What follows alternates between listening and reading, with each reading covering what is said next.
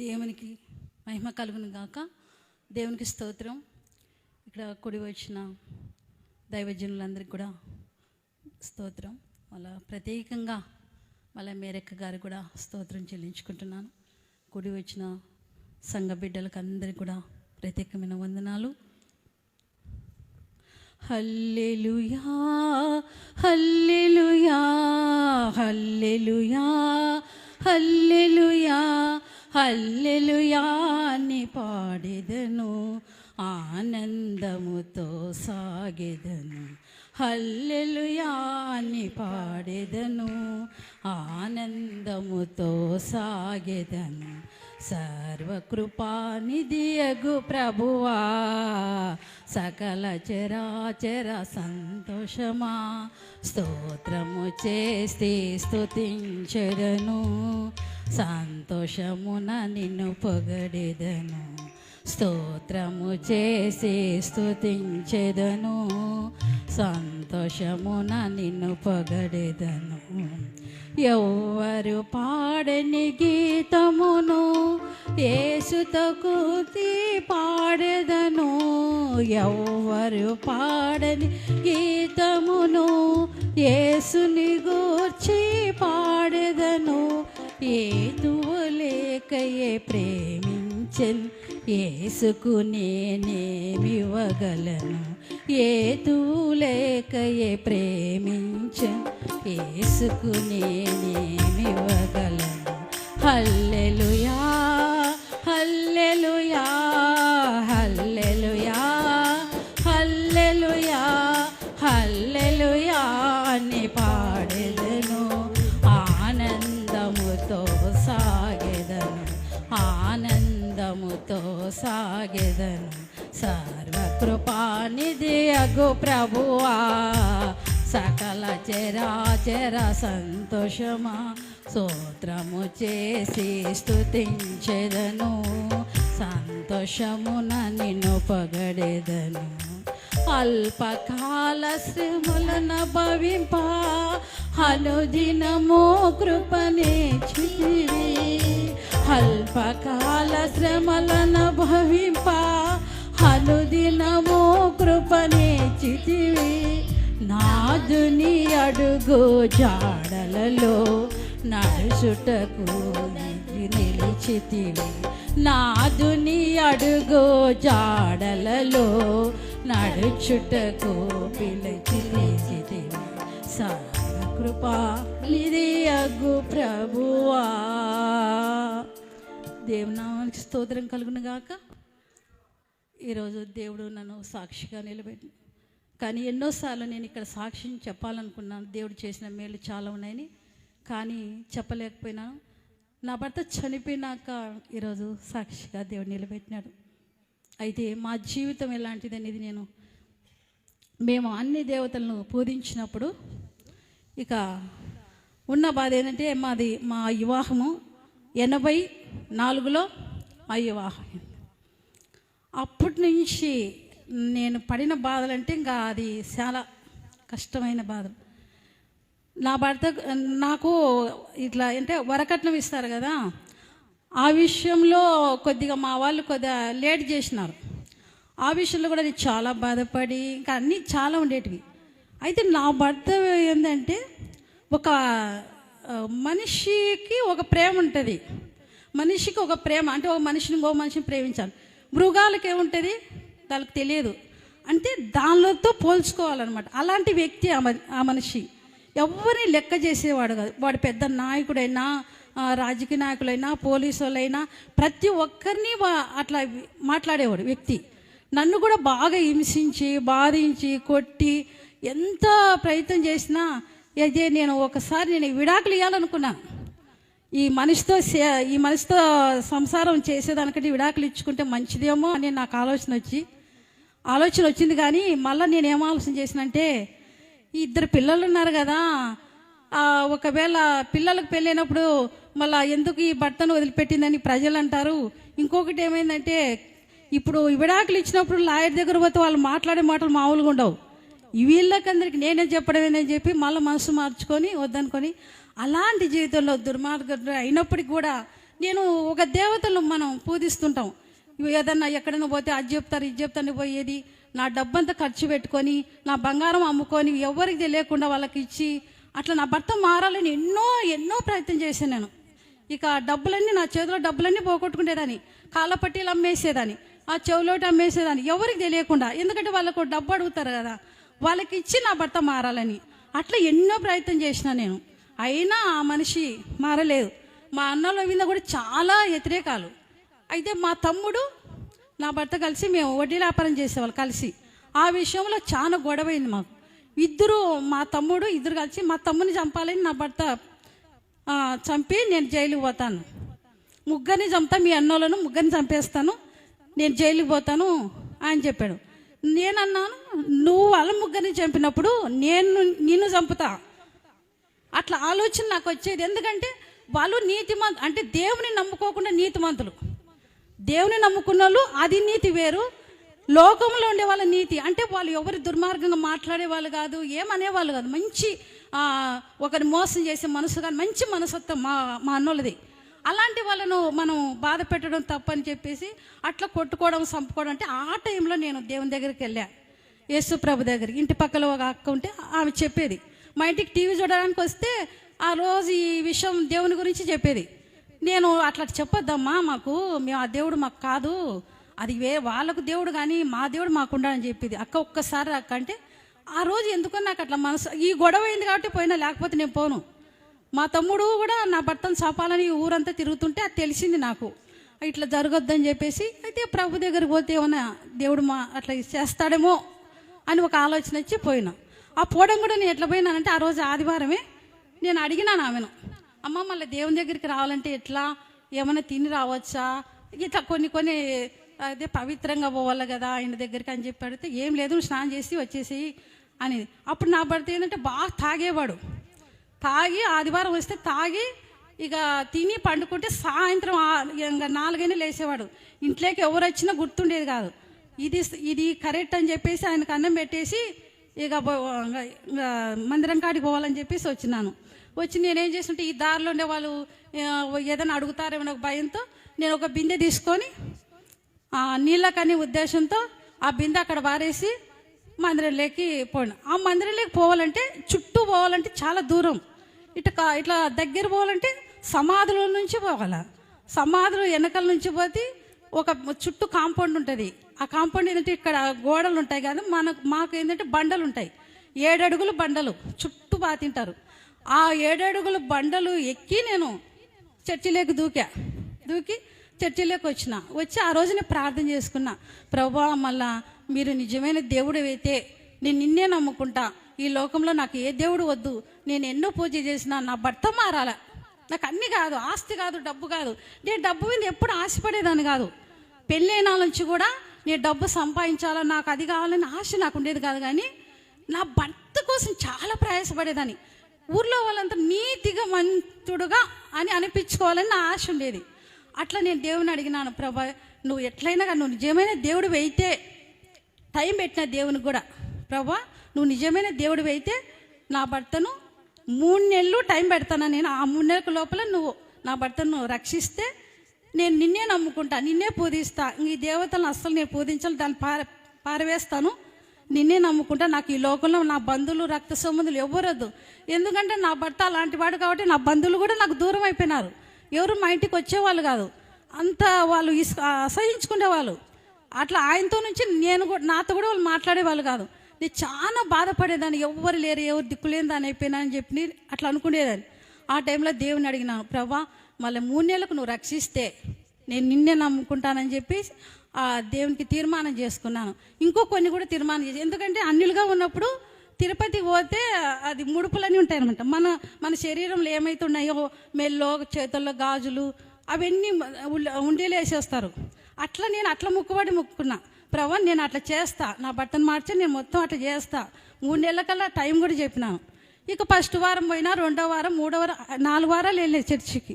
వెళ్ళినప్పుడు ఎక్కడికి పోతున్నావు, ఆదివారం నువ్వు ఎవరి దగ్గర పోతు, అంటే ఎవరి దగ్గర కాదు, చెడ్డగా కాదు, మంచి వ్యక్తే, అంటే దుర్మార్గుడైనా ఇట్లా అనుమానాలని మనిషి ఉండదు, మంచి నా మీద మంచి మనసాక్షి ఉండేది, అంటే మంచి మనిషిది అనేది ఉంటుంది. కానీ ఇలాంటి అనుమానం మంచిది కాదు.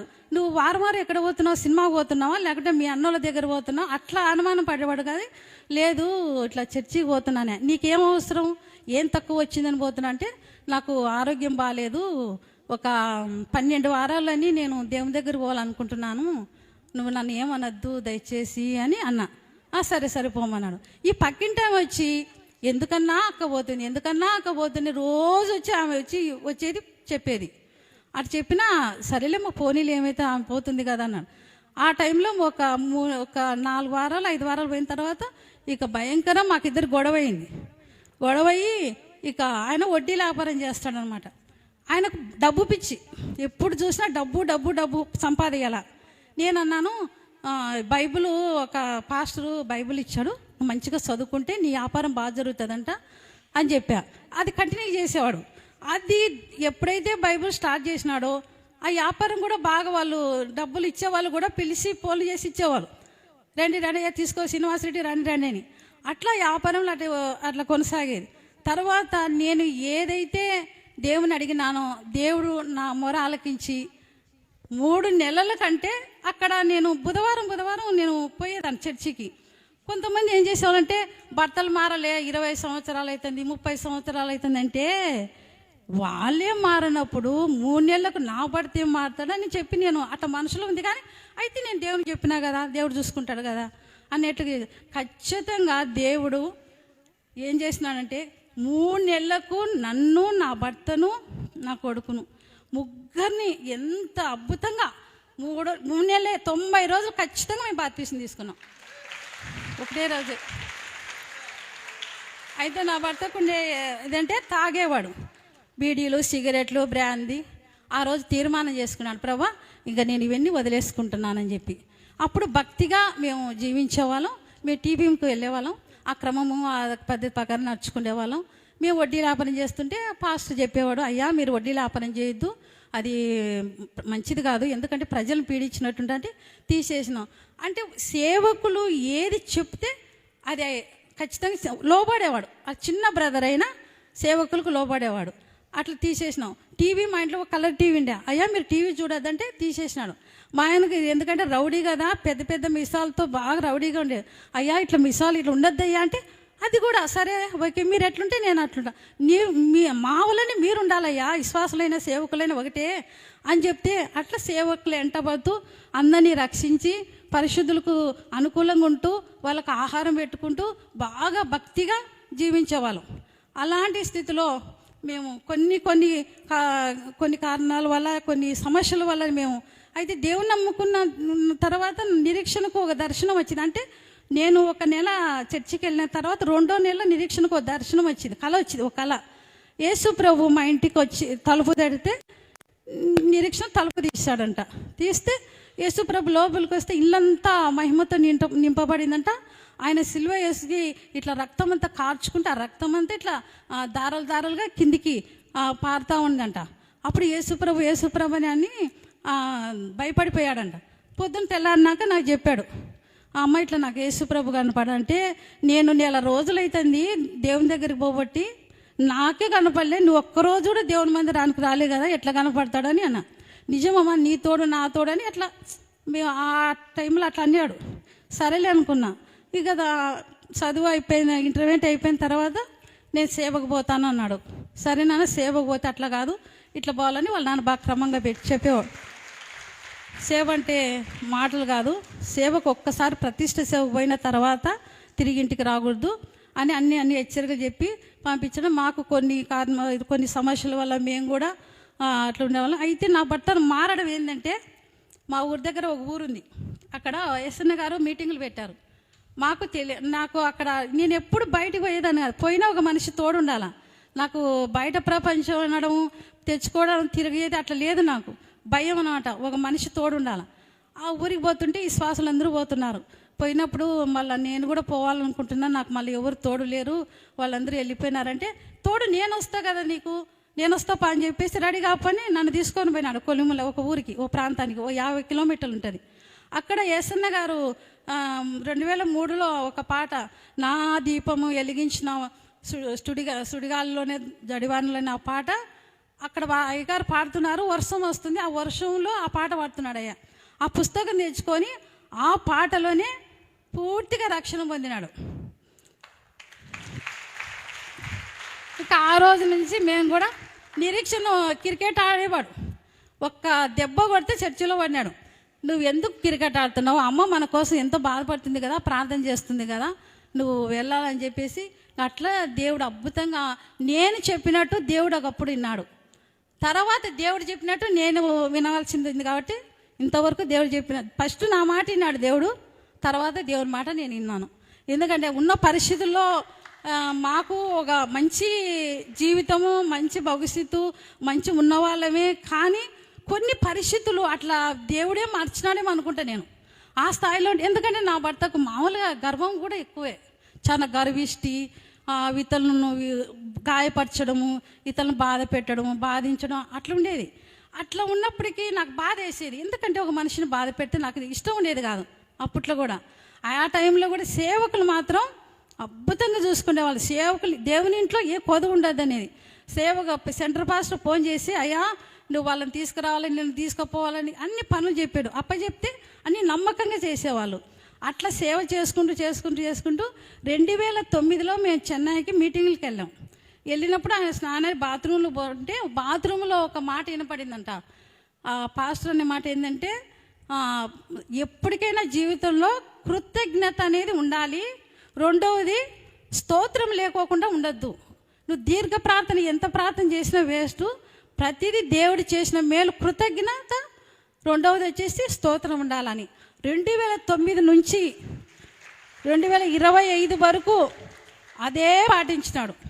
అయితే మాకు వచ్చిన శ్రమలు నిజంగాంటే నిందెలు, అవమానాలు, బాధలు, దుఃఖాలు, ఇక ఎన్నో. అంటే ఇంకా పరిశుద్ధ పౌలు అంటుంటాడు, నిందైనా హింసైనా ఏదైనా కూడా అట్లా అన్నట్టుగా మా పరిస్థితి కూడా, అంటే ఆయన ఆత్మీయంగా అన్నాడు, మాకు కొన్ని సమస్యల వల్ల మాకు వచ్చినాయి, కొన్ని మేము తెలియక కొన్ని చేసుకున్నాము, అజ్ఞానంగా చేసుకున్నాము, కొన్ని గర్వంతో చేసుకున్నాము, కొన్ని అన్నీ రకరకాల అయిపోయి ఏమైనా నష్టపోయినాం, కొన్ని విషయాలలో చాలా నష్టపోయినాం.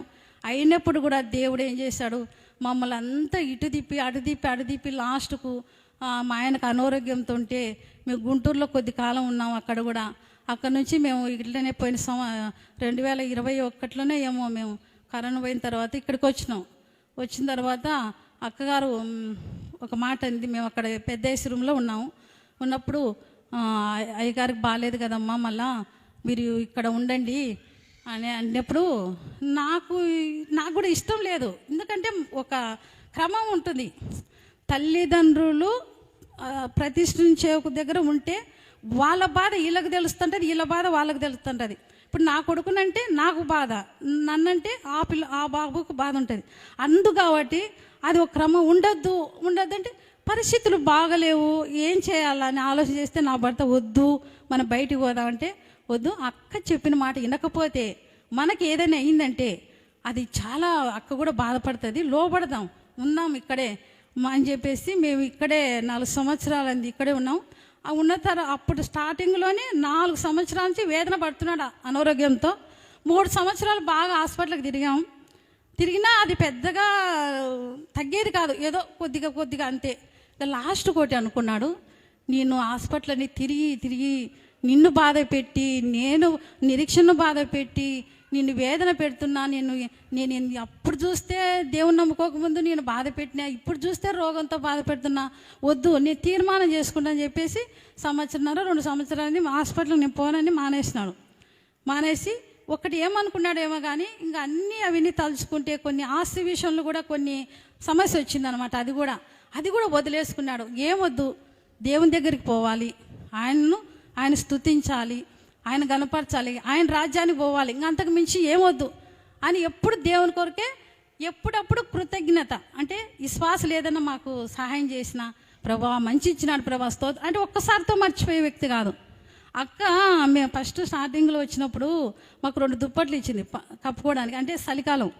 అవి కూడా ప్రతిరోజు కూడా అక్క మేరక్క స్తోత్రం అక్క నువ్వు మాకు ఇచ్చిన, అంటే అక్క ఉంది కదా, ప్రతిరోజు అక్క చేసిన సహాయం కూడా ప్రతిరోజు ప్రభా అక్క ద్వారా మాకు ఇది ఇప్పించినావు అంటే ఫస్ట్ దేవుని పెడతాడు, తర్వాత మనిషిని పెడతారు. అంటే ప్రతిదీ కృతజ్ఞత క్రమంగా ఉండాలి. దేవుని మంది ఆరాధన చేసేటప్పుడు పోకూడదు. ఈ సిస్టర్లు ఎందుకు ఇట్లా తిరుగుతారు అని బాధపడేవాడు. ఆరాధన టైంలో ఆరాధన చేయకుండా ఎందుకు, ఈ బ్రదర్లు ఎందుకు లేస్తా అంటే నీకు ఎందుకు అని మేము బాగా బాధపడాలి. నువ్వు ఏమనొద్దు నాన్న, మీరు వాళ్ళని ఏమనొద్దు అంటే నాకు వేదన తట్టుకోలేకుండా నాన్న అని అట్లా కొన్ని వచ్చేదన్నమాట.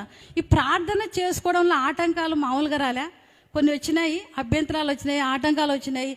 అయినా ఇక ప్రార్థన మాత్రం మారలే. ఖచ్చితంగా టైం ఒక్క నిమిషం కూడా పోనీ ఆ టయానికి దేవుడు నేను టైం చెప్పినప్పుడు కూర్చోకుంటే దేవుడు ఉండడని చెప్పేసి ఖచ్చితంగా టయానికి వచ్చాడు కూర్చొని.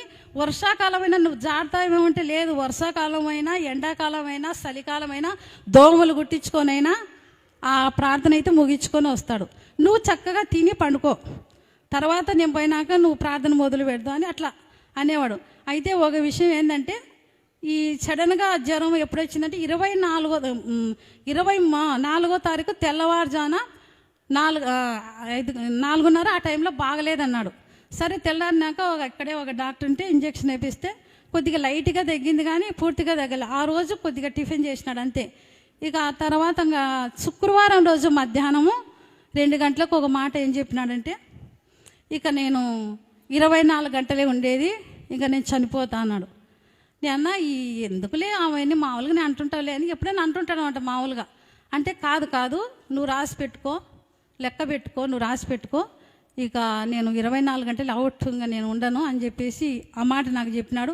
కొన్ని హెచ్చరికలు చెప్పాడు. నువ్వు ఇట్లుండు, అట్లుండాలి, ఇట్లుండాలి, బాబును బాగా చూసుకో, ప్రార్థన బాగా చేసుకో. అంటే మనిషి ఉన్నప్పుడు మనిషి విలువ తెలియదు, కానీ మనిషి పోయిన తర్వాత ఆ విలువ ఏదో తెలిసిపోతుంది. ఎందుకంటే కొన్ని మాటలు నాకు హెచ్చరిక చెప్పాడు. కొడుకు నిరీక్షణకు కూడా చాలా చెప్తాడు. మనం చెప్పేదానికంటే ఒకరికి నువ్వు ఇట్లుండు అట్లుండు అని చెప్పేదానికంటే ప్రార్థన చేయడం చాలా బిరి. ఎందుకంటే మన మాటను దేవుడు ఏదో ఒకటి దెబ్బ కొడితే వాళ్ళు వింటారు. మనం ఎంత దెబ్బ కొట్టినా ఎంత చెప్పినా కొన్ని హెచ్చరికలు, నాన్న అట్లుండద్దు నాయన ప్రతిష్ట ఉంటే ఇది కాదమ్మా అంటే కొడుకని ఎన్నికేసుకునేది ఎప్పటికి ఉండదు. క్రమమే ఇది నీ తప్పు, ఇది ఆయనది కరెక్టే కదా మాట్లాడేది, ఆయనది కరెక్టే కదా నీ తప్పు కదా అని. అంటే కొడుకైనా భార్యైనా సరి సమానం. అంటే తప్పు ఎవరి తప్పు అయితే వాళ్ళని ఖండించేవాడు.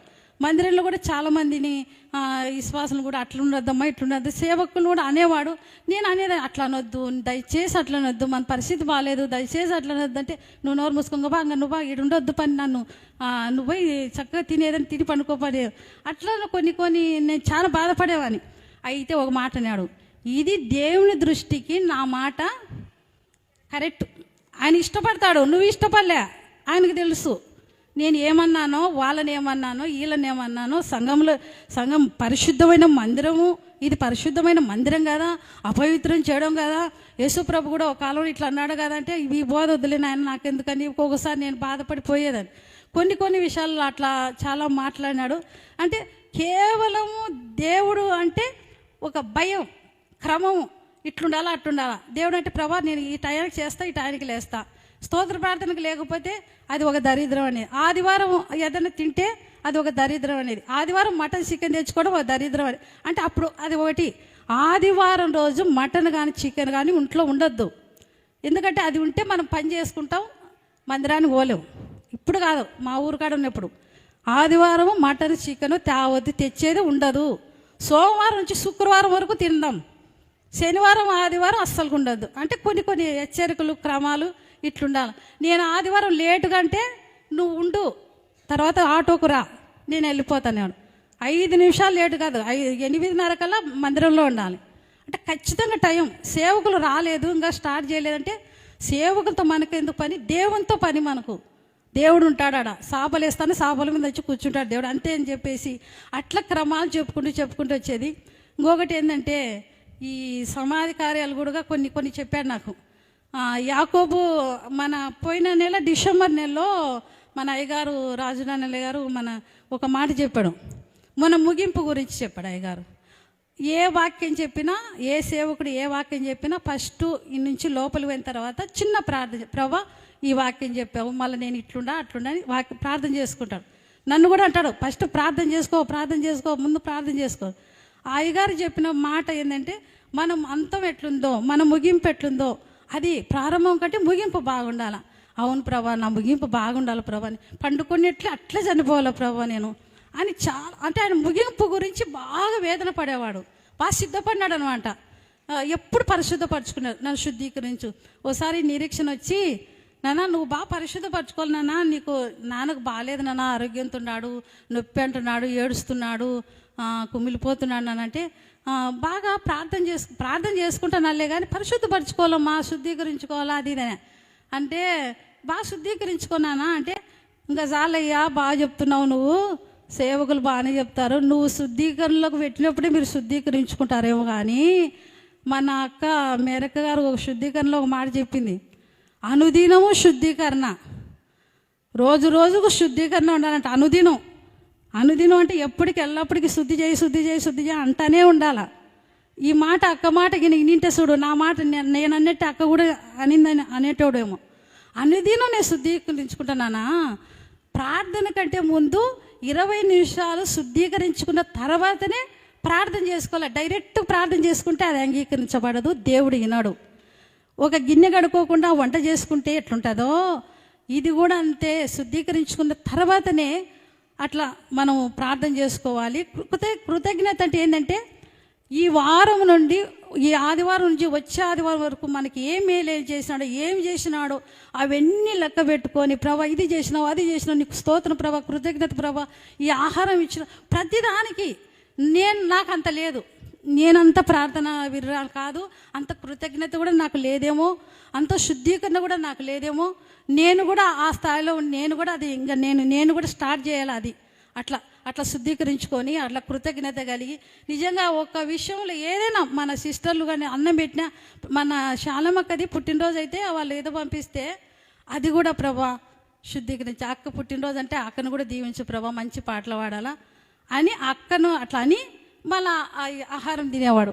ఆహారం ఇచ్చినప్పుడు విశ్వాసులు ఎవరో మళ్ళీ ఓ రోజు మటన్ తీసుకొచ్చారు, ఎవరో ఆయన తీసుకొచ్చారు, కిరణ్ బాబు తీసుకొచ్చాడు. తెస్తే అన్నాడు, ప్రభా వాళ్ళ కుటుంబాన్ని దీవించినైనా ఎంత మంచి మనసునైనా అట్లా అంటే, ఒక వేదనతో కృతజ్ఞత, ఒక వేదనతో శుద్ధీకరణ అంటాడు. వాళ్ళు నన్ను వీళ్ళని అనద్దంటే ఇది నాది దేవుని దృష్టికి కరెక్టు, నువ్వు నన్ను అనొద్దు అని కొన్ని మాటలు మాట్లాడేవాడు, హెచ్చరిక చేసేవాడు, నాకు చెప్పేవాడు, నిరీక్షణకు చెప్పేవాడు.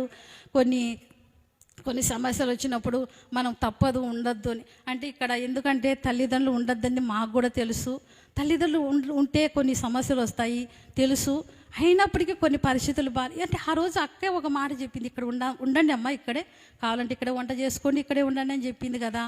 అంటే నేను మొన్న కూడా ఈ జనవరి పోయిన తర్వాత ఉపవాస ప్రార్థనలు అయిపోయిన తర్వాత మనం వరంగల్కి వెళ్ళిపోదాము అని అన్నా. వద్దు, కాలాలు బాగాలేవు, పరిస్థితులు బాగాలేవు, మనం పోతే దెబ్బతింటాం, వద్దు, మనం మరణం ఇక్కడే ఉండాలా, వద్దు పొరపాటు పడుతున్నాం, ఇబ్బంది పడతాం మనం అని చెప్పాడు. ఎందుకంటే ఒకవేళ నేను చెప్పే స్తోత్రాలు ఇళ్ళల్లో చెప్తే కొడతారు, నన్ను వచ్చి కొడతారు, మందిరంలో నన్ను స్తోత్రాలు చెప్పనిచ్చు, నన్ను మరణ వరకు నేను శుద్ధీకరించుకోవాలని చెప్పి నన్ను ఎంతగా బలపరిచాడు. స్తోత్రాలు నువ్వు చేసుకోవాలా, ప్రార్థన లేనిది నువ్వు వేస్ట్, మన శుద్ధీకరణ లేనిది వేస్ట్, కృతజ్ఞత లేనిది వేస్ట్. అయితే ఎప్పుడన్నా ఒక మాట అనేవాడు, నేను చనిపోతే నువ్వు ఎట్లుంటావు, నువ్వు ఎక్కడ ఉండాలా, నేను ఎక్కడ ఉండాలని ఒక రోజు అడిగా. నువ్వు ఎక్కడ వద్దు, ఇక్కడే ఉండు, ఏదైనా సమస్య వచ్చే నేను వాళ్ళకి చెప్తుంటా. నీ పిచ్చి కదా, పెద్దోళ్ళకి చెప్పుకోవాలి, ఫస్ట్ డైరెక్ట్గా పోయి పెద్దోళ్ళకి చెప్పాలా, చిన్నోళ్ళతో చెప్తే మనకి ఏ పనులు కావు. ఒక రాజకీయ నాయకుని దగ్గరికి పోయి డైరెక్ట్ పై వాళ్ళకి చెప్తేనే పనులు అవుతాయి. ఈ చిన్న వాళ్ళు మనకు పలకరు. అక్క దగ్గర పోయి అక్క నాకు పరిస్థితి ఇటుందాను డైరెక్ట్ చేస్తుంది. నిరీక్షణ కూడా నమ్ముకోదు, ఆయన కూడా మనకు పలకాడు, ఆయన కూడా పట్టించుకోడు అని చెప్పేసి ఎక్కువ అక్క మీద ఆధారపడనేవాడు నన్ను. అప్పుడు కూడా ఎక్కువ అక్క మీద ఆధారపడాలి తప్ప మనం నిరీక్షణ మీద అస్సలు పట్టించుకోదు. దాన్ని సేవేది చేసుకొని అయితే ఎక్కడికి వెళ్ళినా నిరీక్షణ ఎక్కడికి పోతున్నా ఒక్కసారి అడిగిరాపు, రూమ్కి పోయి అడిగిరాపు అంటే నేను అడిగి వచ్చి పలానా ఊరికి పోతున్నా, కారులో పోతున్నా, ట్రైన్ పోతున్నా అంటే దాని గురించి మంచిగా ప్రార్థన చేస్తాడు. మేరక్క గురించి కూడా, ప్రభా అక్క ఇంకా కొద్ది కాలాలు చాలా కాలాలు ఉండాలి ప్రభా, పెద్దది కదా ప్రభా, అనుభవం ఉండేది ప్రభా, ఎక్కువ అక్క గురించి కూడా మంచిగా ప్రార్థన చేశారు. ఈ సిస్టర్లు ఊరికి అటు ఇటు తిరుగుతారు, ప్రార్థన లేదు కానీ తిరగడం బాగుంటుంది. అక్క గురించి ప్రార్థన లేదు అట్లా కొద్దింటే నీకెందుకు అని నేను నిరీక్షణ అనేవాళ్ళం. ఎవరు వద్దు, మనకు అనవసరం. మనం తిన్నామా, ప్రార్థన చేసుకున్నాను. మొన్న కూడా 4 రోజుల కిందట ఎవరినో అన్నాడని చాలా బాధపడి నేను ఇక మీదంటే నేను ఏమనను, తీర్మానం చేసుకున్నాను. ఎవరిని ఏమనను, నా ప్రార్థన నిన్ను కూడా ఏమను. 1 సంవత్సరం అవుతుంది, నన్ను కూడా ఏం మాట్లాడనులే. తినడం, పోవడం, ఆడ కూర్చోవడం, అది కూడా ఒక తీర్మానం చేసుకున్నాను. తినే విషయంలో కూడా ఒక్క పూటనే తిని ఎక్కువ తిని వాంతింగ్ చేసుకొని అరగక ఎందుకు ఆ బాధ అని ఒక్క పూటనే. ఆకలి అయితే అది తట్టుకోవాలి, శ్రమలు వచ్చాయి తట్టుకోవాలి, అన్నిటికి దీన్ని కూడా ఒక తీర్మానం, తినేదానికి తీర్మానం చేసుకున్నాడు, ప్రార్థనకు తీర్మానం చేసుకున్నాడు, అన్ని దానిలకు తీర్మానం చేసుకొని ఇక మీద ఇంకా అట్లా చివరికి ఆ మరణం వచ్చింది. 24 గంటల లోపల నేను చనిపోతాను. నా కళ్ళ నేను పక్కనే ఉన్నాను. ఇట్లా కళ్ళు మూసినప్పుడు నేను చూశాను. ఎప్పుడంటే ఇట్లా ఎప్పుడు అనుకోవడం అది అలవాటు అనమాట. అట్లనే అనుకుంటూ ప్రాణం ఇడ్చాడు. ఇట్లా పడి ఇట్లా నా మీద ఇట్లా ఒరిగినాడు. అయితే ఆ ఒక్క ముందు ఎందుకంటే ఆయనకు నచ్చేది ఏంటంటే వరంగల్ మన జేసన్ ఉన్నాడు కదా, నచ్చుతుంది. ఎందుకంటే ఆయనకు నచ్చినట్టుగా మాట్లాడే వాళ్ళకు నచ్చుతుంది. అంటే నా భర్తకు నచ్చినట్టు వాళ్ళు మాట్లాడాలా. సరే అంకులు, అట్లే అంకులు, నువ్వు బాగా ప్రార్థన చేసుకుంటావు. అట్టటోళ్ళని చాలామంది, అంటే కొద్దిమంది అట్టటోళ్ళు ఉండేది, కొద్దిమందిని ఇష్టపడతారు. వ్యతిరేకంగా మాట్లాడడం, ప్రార్థన చేసుకుంటున్నా అది దాని వాళ్ళకు ఇష్టపడే. స్తోత్రం చెప్పాలంటే స్తోత్రం కనపడితేనే స్తోత్రం. అక్కడ ఉండే వాళ్ళని పిలిచి స్తోత్రాలు చెప్పొద్దు, సమస్య వస్తుంది మనకు. పోతున్నప్పుడు వాళ్ళను స్తోత్రం అన్నప్పుడు పలకలేదు అనుకో, మనం బాధపడాలా. వాళ్ళవి చెప్పినప్పుడు మంచి ప్రేమతో అనేవాళ్ళు. కొన్ని నేనంటే అనేవాడు, నాది యథార్థమైన ప్రేమ, నీది నటన ప్రేమ.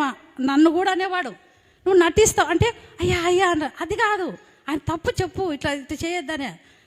అట్లా అంటే నీ నటన ప్రేమ, నాది యథార్థమైన ప్రేమ, దేవుడు ఒప్పుకుంటాడు. అది కొన్ని నన్ను కూడా హెచ్చరికలు చేసేవాడు. అయితే నేను కూడా అంతసేపు ఒక యాదితుండే వ్యక్తి అంతసేపు కూర్చోవాలంటే కూడా కష్టమే.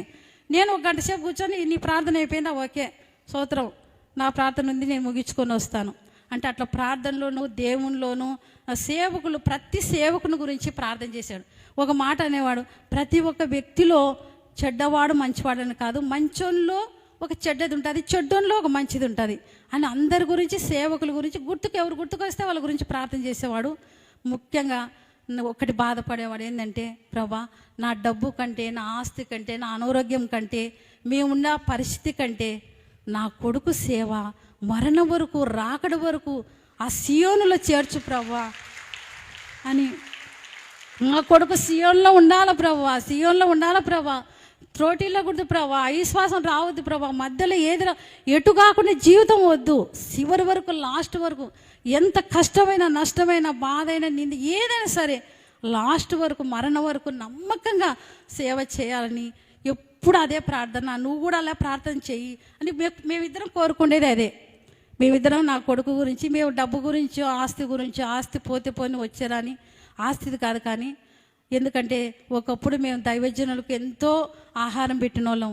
ఈరోజు అది మళ్ళా తిరిగి ఎక్కడ ఒక మాట ఉంది, కొట్టినోడు కొట్టడంట, పెట్టినోడు పెట్టడంట, అన్నం పెట్టినోడు వాడే పెట్టడంట, కొట్టినోడు మళ్ళీ వాడిని కొట్టడంట, ఒక్కరికి పెడితే వేరే వాడు వచ్చి పెడతాడంట మనకు ఆహారం. అట్లాగా ఆ దైవజనులకు మేము పెట్టినప్పుడు ఇక్కడుండే దైవజనులు మేరకు గారు ఇక్కడ దేవుని ఇంట్లో వాళ్ళు వండి మాకు పెడుతున్నారు. ఒకప్పుడు నేను వండి వాళ్ళకు పెట్టాను, తిరిగి రివర్స్గా మాకే ఇప్పుడు పెడుతున్నారు. అంటే ఒకప్పుడు నాకు ఆరోగ్యం ఉంది, అన్ని సమృద్ధిగా నేను పెట్టాను వాళ్ళకు. ఇప్పుడు వాళ్ళకు నాకు చేసుకున్నంత స్థితి నేను లేను. ఇప్పుడు వాళ్ళు నాకు వండి ఆహారం పెడుతున్నారు. దేవుడు ఒక మాట చెప్పి ముగిస్తాను. అయితే చనిపోకముందు ఒక మాట అన్నాడు, యాకోబు గురించి ఒక మాట చెప్పాడు.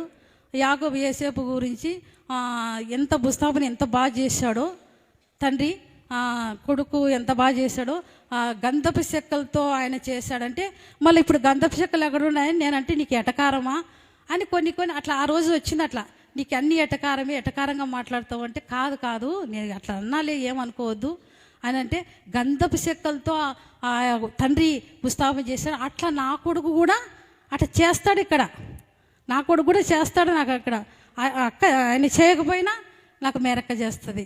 నీ కొడుకు యాడ్ చేస్తానని అంటే అక్క ఉంది కదా, మనకు పెద్దది ఉంది కదా, అక్కగారు బాగా చేస్తారు, ఏదైనా అక్కగారి దగ్గర పోయి సలహా తీసుకో, నువ్వు అక్క దగ్గరికి పోవు, తక్కువ పోతావు, తక్కువ ఉంటావు, తక్కువ మాట్లాడతావు. అట్లా కాదు, పెద్దలతో మనం సవాసం ఉండాలి, పిల్లలతో పెట్టుకోవద్దు. వీళ్ళతో పెట్టుకుంటే మన గొడవలు తప్ప ఏముండవు.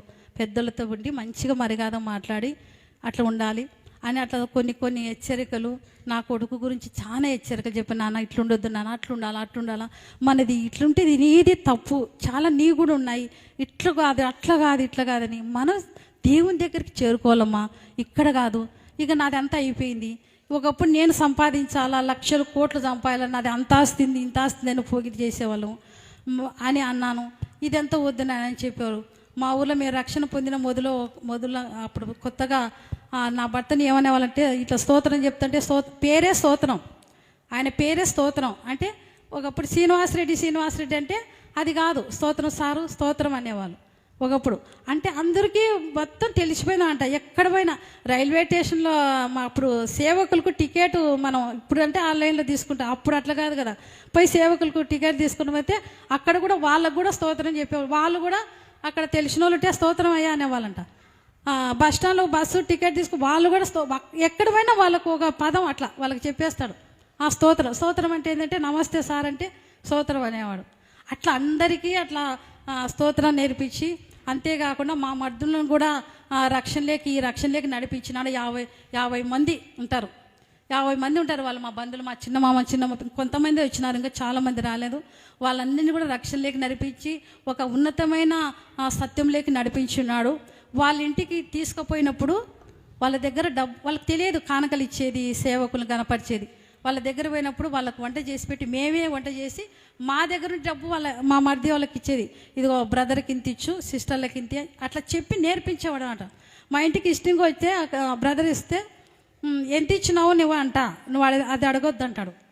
ఆ మాట అడగొద్దు, సేవకులకు డబ్బులు ఇచ్చే విషయం నువ్వు నన్ను అడగొద్దు, నేను చెప్పను అంటాడు. ఎందుకంటే నువ్వు ఈ విషయంలో నువ్వు ఎంటర్ కావద్దు నాకు, ఎందుకంటే నీ నోరు అట్లా ఎందుకు ఇచ్చినావు, ఎక్కడ ఇచ్చినావు అని అంటావు, సేవకులకు అది ఇచ్చినావు అని నాకు ఉండేది కొద్దిగా. అంత ఖర్చు ఎందుకు పెడుతున్నావు, అంత ఎందుకు పెట్టాలా, ఇంతెందుకు డబ్బులు ఇవ్వాలా అనేది నాకు ఉండేది.